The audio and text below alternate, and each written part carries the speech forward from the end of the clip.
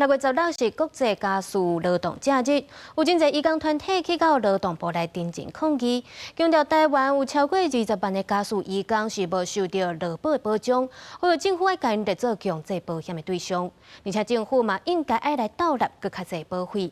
因劳动部表示讲，因会搁加强宣导，请雇主爱替义工来买保险。不要，现在就要。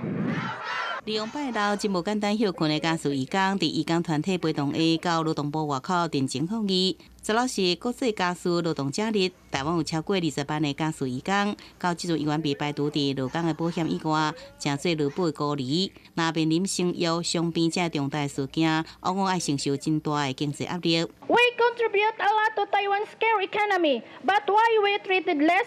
We are the savior of Taiwanese households so that the family lives better.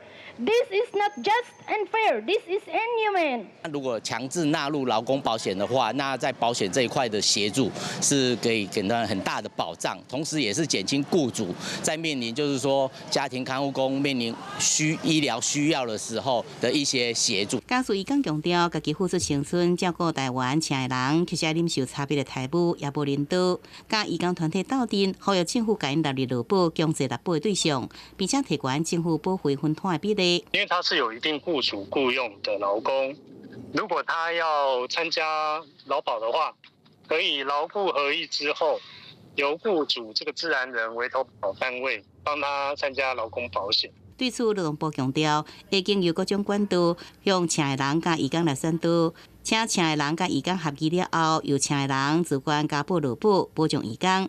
也强调，像职灾保险已经强制甲家事义工纳保，加强义工的工作保障。记者综合报道。